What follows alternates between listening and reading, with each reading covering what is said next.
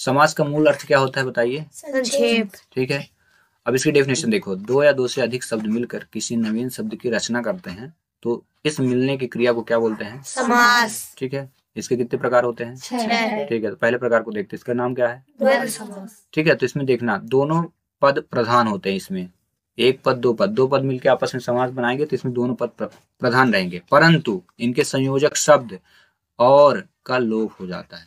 ठीक है ना, और गायब हो जाएगा इसमें।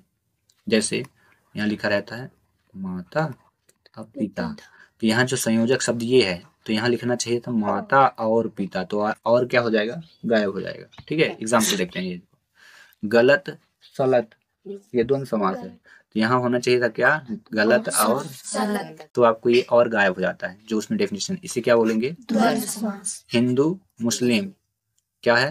द्वंद्व समास। ठीक है ना, दोनों पद प्रधान है। हिंदू का भी, हिंदू एक धर्म है, मुस्लिम भी एक धर्म है। माता और पिता। द्वंद्व समास। भाई बहन द्वंद्व समास। इसकी पहचान देखो, जब आएगा तो ये वाला ऑप्शन नहीं आएगा, पेपर में आपको ये आएगा राजा रानी, तो इस चीज को देख करके आप जान जाओगे कौन सा समास है? द्वंद्व समास। ठीक है, रात दिन। कौन समास? द्वंद्व समास। पाप पुण्य कौन समास? द्वंद्व समास। क्या बात है, आगे चलते हैं। द्विगु समास, जिस समास में प्रथम पद क्या होता है? संख्यावाची। नंबर रहेगा। ठीक है, वह क्या कहलाएगा? द्विगु समास। ठीक है, तो देख लेते हैं। त्रिफला में क्या है? 3 पहला। सप्तऋषि में क्या है? सप्त। नवग्रह में क्या है? 9। पंचतंत्र में 5। चौराहा में 4। अब पंचवटी में 5। और सप्तद्वीप में 7 है ना। तो इस प्रथम पद क्या हो गया है?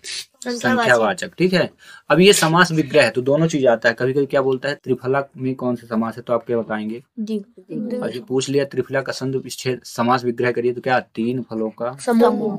सप्तऋषि में 7 ऋषियों का समूह। नवग्रह मतलब 9 ग्रहों का समूह। पंचतंत्र मतलब पंचतंत्रों का समूह। और ये सभी क्या है? द्विगु समास। ठीक है, चौराहा मतलब 4 रास्तों का समूह। ठीक है, और पंचवटी मतलब 5 भट्टों का समूह। और सप्तद्वीप मतलब 7 द्वीपों का समूह। क्या बात है, छा गए। ठीक है, कमाल हो गया। कर्मधारय में देखते हैं, जिस समास में प्रथम पद क्या होगा? विशेषण। अब विशेषण का मतलब समझना, विशेषण मतलब है तो गुण, जैसे करिया, गोर, मोट, पातर, लंबा, चौड़ा, ऐसी चीजें हो। ठीक ना, कलर दिया हो, ठीक है ना, नीला, काला, गुलाबी, हरा, उसको क्या बोलते हैं? विशेषण। आगे समझ में, तो प्रथम पद में आपको मिलेगी विशेषता या उपमेय, और दूसरा पद क्या होगा? ठीक ना, या उपमान हो तो उसे क्या बोलेंगे? कर्मधारय। मानव, तो पहला क्या है? महान। ठीक है ना, क्वालिटी है, ग्रेट है, ग्रेट हो गया ना। सुलोचना, सुंदर लोचन है जिसके सुंदर नयन हो, आंखें, उसे क्या बोलते हैं? सुलोचना। इसलिए क्या है? कर्मधारय समास। ठीक ना। महान है जो मानव, उसे क्या बोलेंगे? महामानव। महात्मा, महान है जो आत्मा। क्या बात है। नील गगन, नीला है जो, देख लिए नील कलर है ना, महानता हो ही गई। पीतांबर, कौन सा कलर? पीला। पीला है जो, उसे क्या बोलेंगे? ये सभी कर्मधारय की इंपॉर्टेंट है, इन्हीं में से फिर से ऑब्जेक्टिव बनेगा, कंफर्म है। घन श्याम, घन के समान है जो, श्याम मतलब काला रंग। ठीक है ना, कर्मधारय समास। अब देखो 2023 में आया बाबू, नीला है जो अंबर, उसे क्या बोलेंगे? तो देखो ये है आपका शब्द और इधर क्या है उसके समास विग्रह। तो दोनों चीज पूछ सकता है, पूछ लेगा महात्मा में कौन सा समास है तो कर्मधारय, या पूछ ले महात्मा का समास विग्रह क्या है? महान है जो आत्मा। तो ये सभी के साथ हो सकता है। ठीक है, अब हम लोग पहुंचते हैं बहुब्रीहि समास।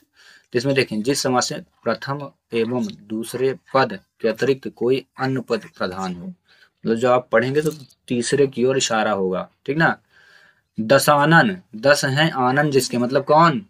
10 मूर्ति, सिर किसके? रावण। ठीक है, आगे समझ में। तीसरे की जब अनुभूति हो, तीसरे की ओर इशारा हो तो कौन सा समास? ठीक है, इसे प्रथम पद दूसरे पद की इशारा करेगा। प्रथम यानी 10, दशानन, नन मतलब सिर, तीसरे की ओर। चतुर्भुज, 4 भुजाओं वाला अर्थात विष्णु। कौन समास?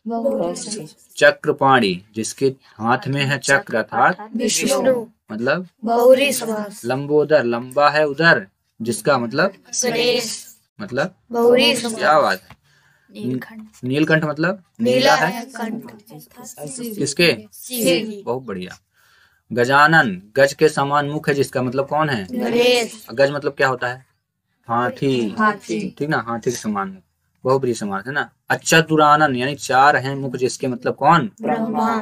ठीक है, आगे समझे, तीसरे की इशारा हो रहा है ना, ये हो गए कौन? बहुब्रीहि समास। आगे चलिए, आगे आ जाइए। अव्ययी भाव समास, काफी बार इसी से क्वेश्चन आए हैं, वेरी इंपॉर्टेंट ये समास कहलाता है एग्जाम के थ्रू। पेपर के सिद्धांत में अगर देखें तो सबसे ज्यादा इंपॉर्टेंट रहता है। जिस समास में प्रथम पद अवयव हो तथा वह पद ही प्रधान हो वहां अव्ययी भाव समास होता है। तो ये अव्ययी भाव समास की पहचान यथो, प्रति, यथा, आ, यथा, ऐसे ऐड रहेंगी चीजें। हाँ, इनको, ये मेन होते हैं, अगर इनको हटा दो ना तो इनके अर्थ का अनर्थ हो जाएगा। यथोचित यथोचित मतलब जो उचित हो, अव्ययी भाव समास। तो पहचान के अव्ययी भाव समास के ये सारे वर्ड लिखे होंगे, ठीक है, ये चीज आपको नोट कर लेना है। प्रतिदिन, अगर ऐसे मिला, ऐसे तब भी नहीं होगा, ठीक है, ये हाइफन लगा ना, ये नहीं, प्रतिदिन, ठीक है। तो मतलब यदि किसी शब्द के प्रथम पद में कौन शब्द लगा हो, यथा लगा हो, प्रति लिखा हो, आ लिखा हो, ठीक ना, तो ऐसे समास क्या है? अव्ययी भाव समास, ठीक है। आजीवन यानी जीवन भर, अव्ययी भाव समास। यथा योग मतलब योग्यता के अनुसार, ठीक है। आजन्म, जन्म से लेकर, और यथा समय मतलब समय के, ये सब कौन है? अव्ययी भाव। अब आते हैं लोग तत्पुरुष समास में। जिस समास में उत्तर पद प्रधान, उत्तर मतलब ध्यान रखना, ये होता है प्रथम पद और ये होता है कौन सा? उत्तर पद, ठीक है। तो इसमें ये वाला प्रधान नहीं होगा, कौन सा? उत्तर पद। तथा पूर्व पद के कारक का लोप करके दोनों पदों को मिला दिया जाए तो तत्पुरुष समास होता है, ठीक है। आत्म विनाश, आत्मा का विनाश, ठीक है ना, तो कौन सा? तत्पुरुष समास। पद दलित यानी पद से दलित, तत्पुरुष समास। राजपुत्र, पुत्र इसमें राजा का पुत्र, ठीक है।